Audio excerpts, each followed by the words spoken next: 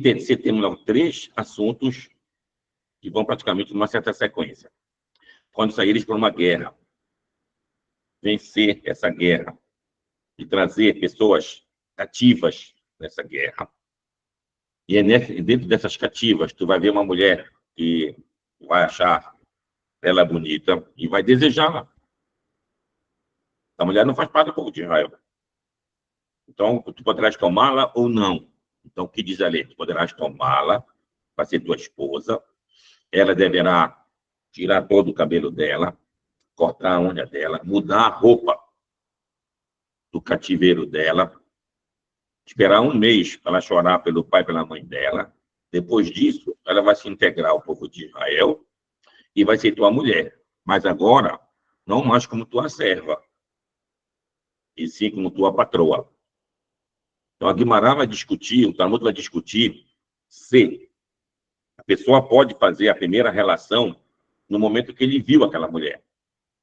Ou ele vai ter que esperar 1 mês para fazer isso. Então, aqui tem uma discussão rabínica. Alguns vão dizer que essa primeira relação seria permitida, por conta do Yetzer Hará dele. Outros dizem que não.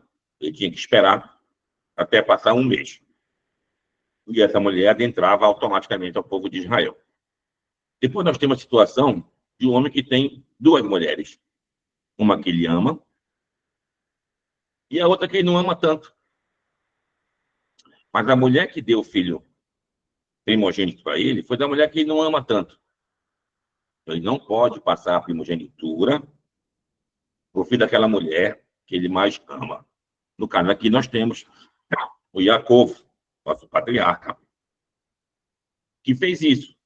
Ele tinha 2 mulheres, Raquel e Léa. Como ele gostava da Raquel, ele disse, não, meu primogênito é o filho da Raquel, no caso de Yosef. Ele deu aquela roupa listrada para ele, apresentando que ele seria o herdeiro e seria aquele que ia dominar entre os filhos de Jacó. Depois nós temos aqui o caso de numa família surgir um filho contumaz e rebelde. Em hebraico, Ben Sorero Moreno, Enino Shomeia, Becoleno, Zolelo, Vesové.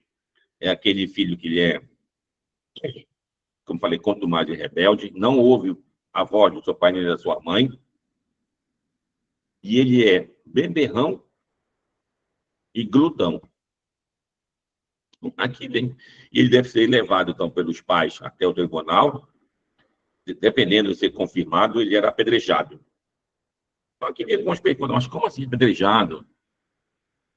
Ele era um filho. É um filho. Quem entendia um filho? É um de menor. Vai matar um de menor? Não, um de menor não vai matar ele. Mas ele for de maior. De maior, os pais já não são mais responsáveis por ele. Ele vai responder por si mesmo. Então, os pais não têm como levar esse filho até o tribunal. Então, em que situação isso pode ocorrer? Somente num limite bem pequeno, entre os 12 anos e meio desse filho até os 13. 12 anos e meio já não é mais um de menor. E aos 13, ele fica de maior. Então, nesse período de 6 meses, é que o pai poderia e a mãe levar esse filho ao tribunal e dizer: esse filho aqui é um sordeiro moreiro. Ele é o quanto mais é rebelde. Ele é beberrão e glutão. Aí poderiam matá-lo. Mas a gente está vendo, então, que isso, na realidade, não acontece. E o Talmud comenta isso lá em Masechet Sanedrim 71, e vai dizer, olha, nunca houve isso, um caso em Israel. Apesar que tem uma discussão atual, um diz que sim, outro diz que não. Os que dizem que não, tá, nunca houve. Então, por que está escrito? Terosh, Vekabel e Sahar. Então, isso é para a gente estudar e receber uma recompensa pelo estudo disso. Como assim? O que indica isso? Aqui está indicando que aquele filho que é contumaz e rebelde, ele é um beberrão e glutão. E aqui também temos que entender o que é beberrão e glutão. Olha, tem muitos filhos, tem muitas pessoas que bebem muito, comem muito, por isso vão matar ele. Não, como é dito lá em Eclesiastes, beberrão e glutão é aquele que bebe muito vinho e glutão que come muita carne. Então, ele não tem controle dos seus desejos. Ah, mas isso aconteceu na realidade, foi apedrejado alguém que era assim? Não, nunca aconteceu, segundo Rabi Yehudá, como está nesse lugar lá. Então, por que está escrito isso?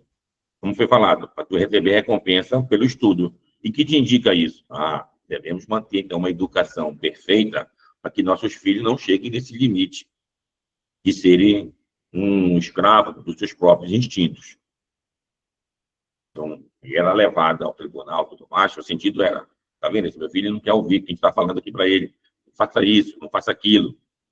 Então, a gente vê aqui a preocupação com a educação dos nossos filhos. É o que fala, por exemplo, naquela passagem do Shema Israel, que a gente, Vestinantam Levanecha, deveria diligentemente passar essas palavras para nossos filhos, falar durante o nosso caminhar, falar da Torá ao se deitar e ao se levantar. Então, esse é o estudo que nós temos que fazer para os nossos filhos, constantemente, para que ele não vá realmente desviar para um caminho tortuoso que muitas vezes não tem volta. Em seguida, nós temos também a questão de você estar no caminho, deu fome, viste um ninho, quer pegar lá os filhotinhos, então os ovos. O que você faz? Tem que espantar a mãe, para que ela não veja, e você vai e pega os ovos dela. Então, mas não é uma maldade isso. Não para fazer isso. Então, aqui tem que ficar bem claro, que no extremo problema de fome que você tem, você vai fazer isso. Então, está se deixando que você faça isso para suprir a tua necessidade. Mas, pelo menos, não tenha crueldade. Não tenha crueldade. Por não ter crueldade, nesse trecho que fala do espantar a mãe, chama-se Shilua Haken. Ah, tu vai contar o número de palavras que tem nesse primeiro versículo. São 2 versículos que falam dessa lei de espantar a mãe. No primeiro versículo, tu vai ter 26 palavras. E 26 corresponde ao nome do Eterno, o tetragrama. E outro, Re, mais um Vav, mais um Re, que representa o quê? A misericórdia do Eterno.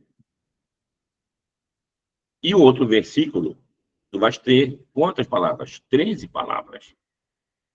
13 palavras são os 13 atributos da misericórdia divina. O Moshe clamou, como está lá em Êxodos. Ah, então a lição que tu tem dessa passagem aqui do Shilua Hagen, enviar a mãe, para que tu adquira realmente uma questão de misericórdia para com as criaturas. Você não deve matar uma criatura por caça ou outra coisa, não. Tudo isso é proibido. Só na tua necessidade para tu te alimentar. No começo da criação do mundo, o Adão, ele era vegetariano. Só comia ervas e outras coisas mais. Já a partir do Noé, que Deus permite que a gente possa ingerir animais, como consta na lista, capítulo 11 de Levíticos, de Vaikra. Ah, então aí Deus permitiu que a gente comesse, mas aí tem como as leis. Pode comer o sangue, não pode comer uma parte do animal que ainda está vivo, ele perdeu uma perna, por exemplo. Tem que saber fazer a degola do animal, que é uma faca bem afiada. Tu não pode furar a cortar, tem que saber cortar. Não pode ter dente nenhum naquela faca. Saber ir e saber voltar. Tomar cuidado se tiver muito pelo, tirar um pouquinho de pelo para fazer o corte devidamente dos animais permitidos. E aí tu vai poder comer esse animal livremente. Agora, voltando àqueles 3 que a gente falou. O segundo caso, do homem que tinha 2 mulheres. Uma que ele amava, outra que ele odiava. Vem uma seguinte pergunta. Digamos que o homem casou com uma mulher, vamos chamar de mulher A. E essa mulher A, ele não queria mais ela, ia se divorciar dela. Mas antes de se divorciar dela, a mulher engravidou dele. Mas ele largou dentro de um mês. E casou com uma mulher, vamos chamar de B. mulher B. Então, depois de um mês que conheceu a mulher B, a mulher também engravidou. Ela também engravidou. Depois da mulher A. Só que da mulher B, o filho nasceu com 7 meses. E o da mulher A foi nascer com 9 meses. Então, quem nasceu primeiro foi o filho da mulher B. Então, a pergunta aqui, quem é o primogênito filho desse homem? Da mulher A ou da mulher B? Então, a pergunta parece, como é que a gente vai solucionar isso? Então, lendo o caso lá, daquele homem, tem 2 mulheres, uma que ele ama, outro que ele não ama tanto, diz que ele não pode passar a primogenitura para o filho da mulher que ele ama, em detrimento do outro filho, que é o primogênito. Lá diz, que reshit ono, pois ele é o princípio do vigor dele. Então, no nosso caso aqui, da mulher A, da mulher B, onde foi o princípio do vigor desse homem? A mulher A, mesmo que tenha nascido depois. Então, esse é o primogênito desse homem. Continuando a Perachá, a gente vai ter um caso do Ben Soreiro Morê, que a gente falou, que esse Ben Soreiro Morê, que é um filho contumaz e rebelde, ele vai ser beberrão de vinho e vai comer muita carne. Ah, mas a gente não pode fazer isso. Então, aqui toma muito cuidado com isso. A gente não deve fazer parte desse tipo de pessoas que só vivem comendo, porque geralmente aqueles banquetes de idolatria se fazia muito isso.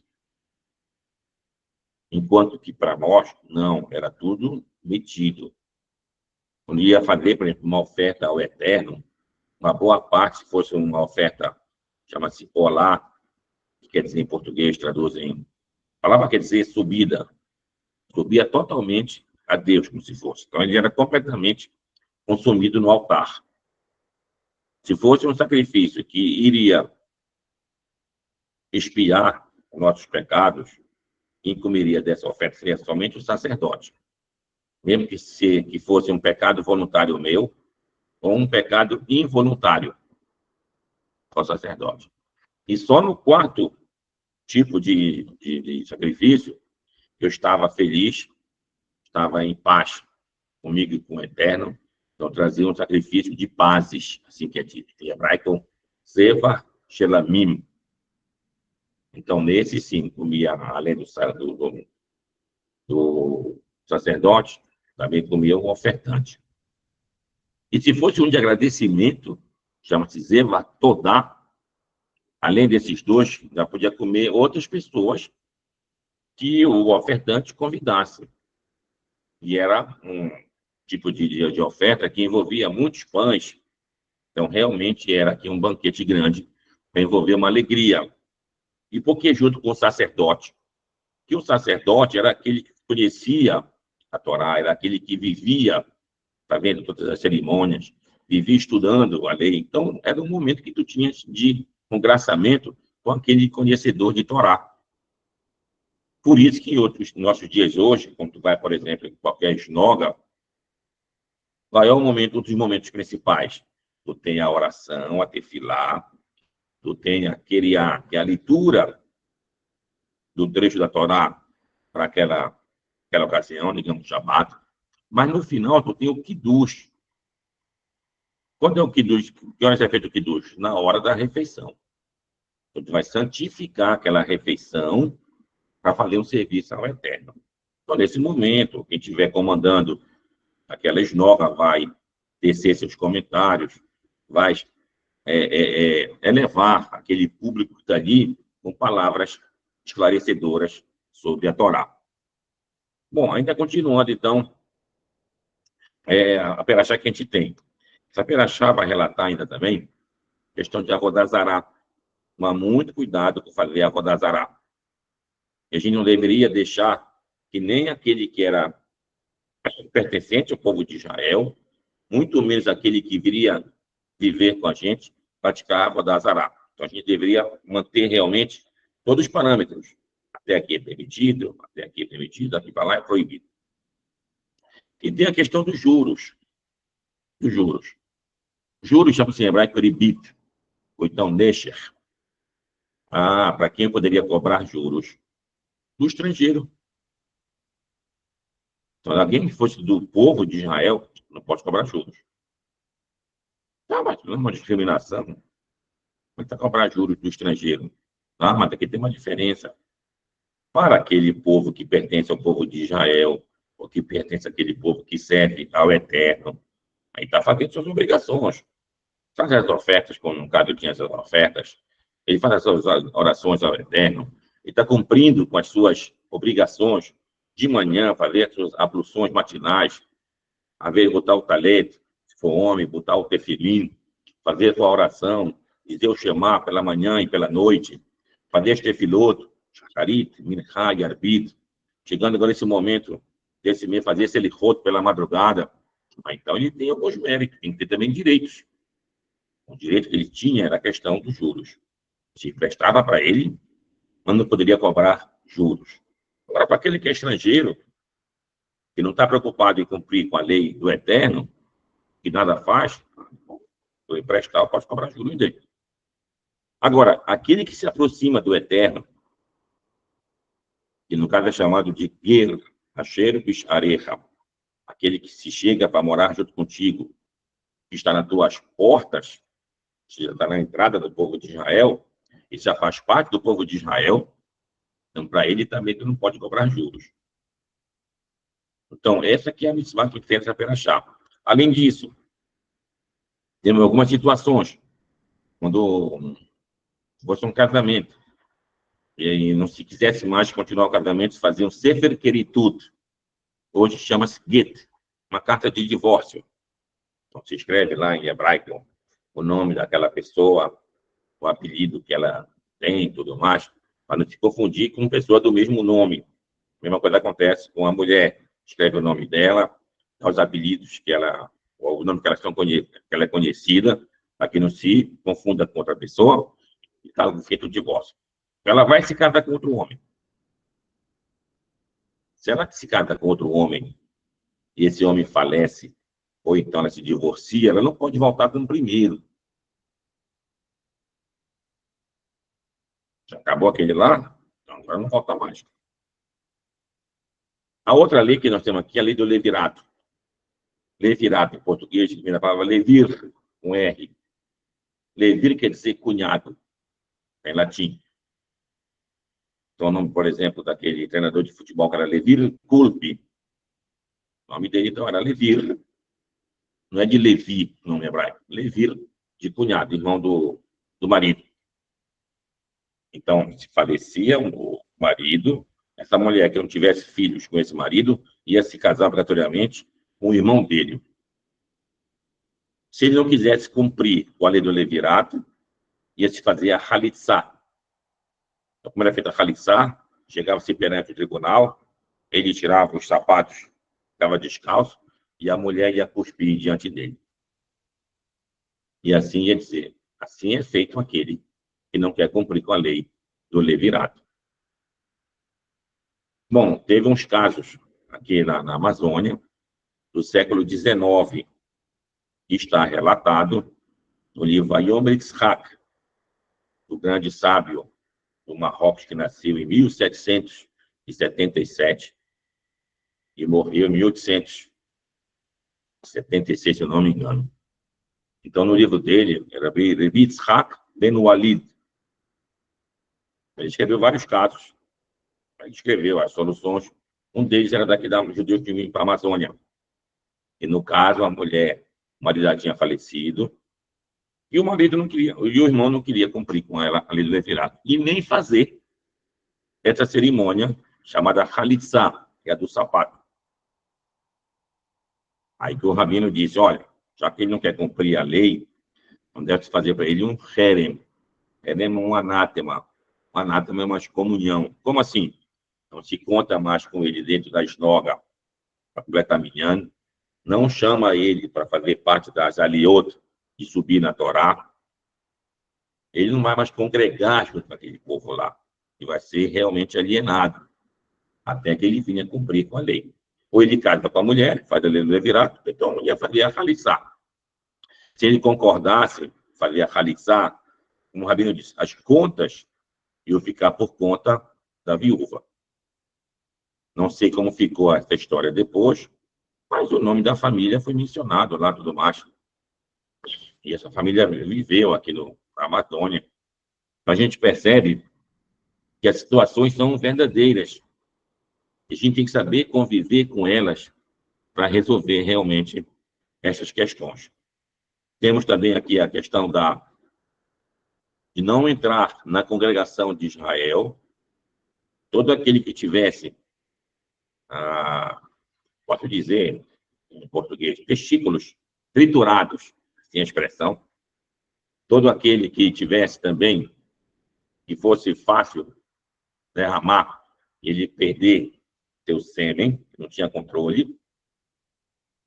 Quem fosse descendente de uma relação incestuosa ou de adultério, chama-se em hebraico mamzer, que em português se traduz como bastardo, ou então que fosse amonita ou moabita. E a Torá escreve lá o motivo, porque os moabitas e amonitas não receberam a gente com os braços abertos quando saímos do Egito para entrar na terra de Israel. E, além disso, eles também eram originários de uma relação incestuosa de Lot com suas filhas, como a gente vê na história lá em Bereshit, na história de Sodoma e Gomorra. Mas os edomitas a gente deveria receber, também os egípcios, para te ver, os egípcios que nos maltratados, eles diziam, mas a gente não viveu na terra deles por muito tempo, a gente não podia ser ingrato, também poderiam ser recebidos na congregação do Eterno. E aqui vem uma pergunta, mas o que quer dizer não podem entrar na congregação do Eterno? Morashi comenta, eles não poderiam se casar com israelitas. Então, por exemplo, um filho mamzeiro, um filho bastardo, nasceu um filho de uma relação proibida. Um filho de um judeu e uma judia. Digamos que eram irmãos, é só um exemplo. Esse filho é bastardo. E o que vai acontecer com ele? Não, esse filho é judeu. Tem que ensinar a Torá para ele, vai ter que vivenciar. Ele pode ir na Torá, ele pode subir na Torá. O que ele não pode fazer? Casar com uma filha de Israel. O que ele vai casar? Uma mamzerá, ou mamzeret, uma mulher que tiver a mesma situação dele. Mas se ele se casar com uma mulher que tem a mesma situação dele, o filho vai ser o quê quando nascer? Mamzer, também. Então vai ter uma linhagem de mamzerino. Então, para ele livrar a situação da descendência dele, ele poderia se casar com uma mulher que fosse uma serva, e ela fosse alforriada. Então, aquele filho dele não é mais mamzer. Ou então, até que uma mulher que viesse a se converter ao judaísmo. Então, a mulher se convertia, então ela também poderia vir a se casar com ele. Pergunta é por que ela pode se casar com ele? Porque da mesma maneira que ele teve ele foi formado de uma maneira proibida, que não teve santidade na relação da mãe dele com o pai dele, também é considerado aquele que está entrando, o povo de Israel, quando ele nasceu também não teve santidade. Mas quando ele se converte, aí ele entra numa santidade.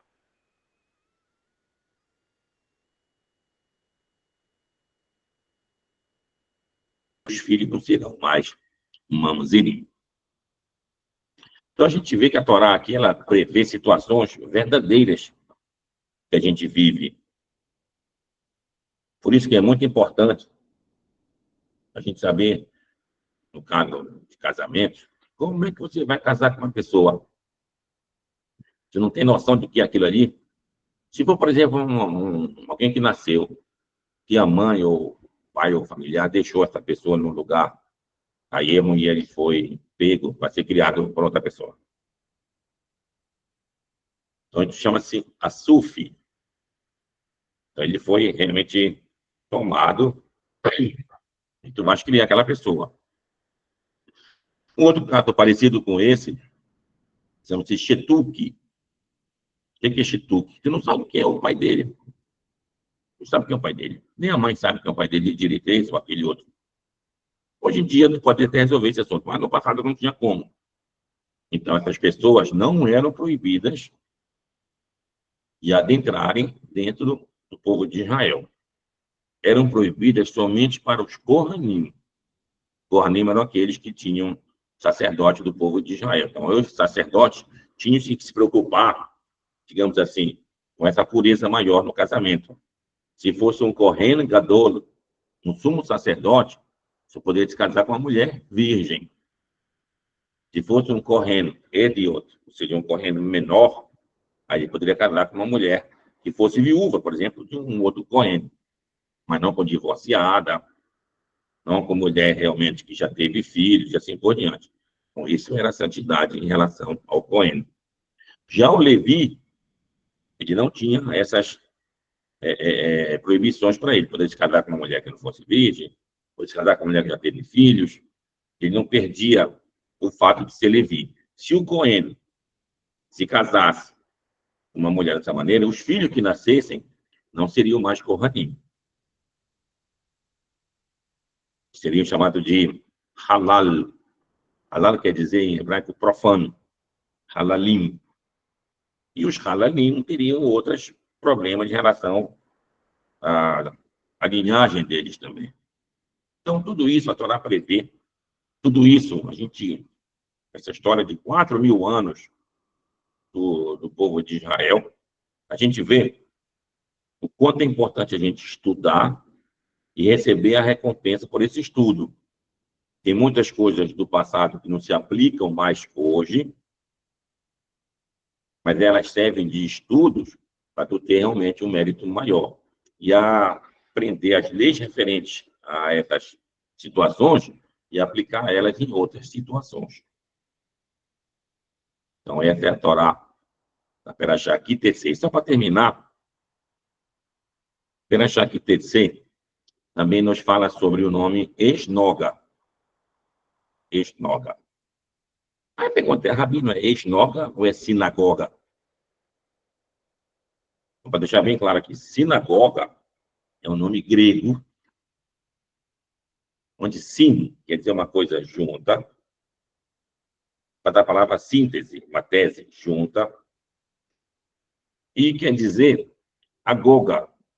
Agoga quer dizer ensino, igual a palavra pedagoga, aquele que ensina crianças. Então, sinagoga é um lugar que ensina todo mundo junto.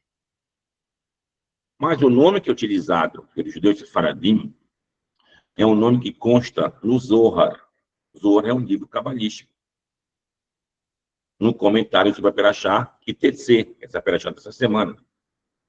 Então, lá é falado e é chamado de Esnoga, que lembra o livro do profeta Ezequiel, que é o primeiro e segundo capítulo.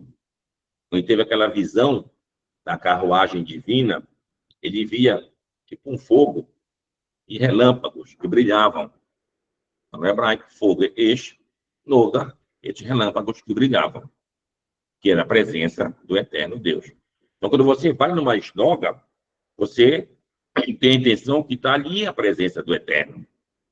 E lá vai ter, então, esse fogo e esse brilho. Então, o termo que nós usamos realmente é esnoga. E assim os judeus de origem hispano-portuguesa, e judeus que moravam no Marrocos, a gente chama realmente o nosso lugar de oração de esnoga. Tu vai em Amsterdã, tem a esnoga hispano-portuguesa, e essa palavra não é uma corruptela de sinagoga, nada a ver com isso. Ela é realmente um lugar, como aparece no Zohar, Esh e Noga. Então, que Deus possa abençoar cada um de nós, digamos todos. Amém.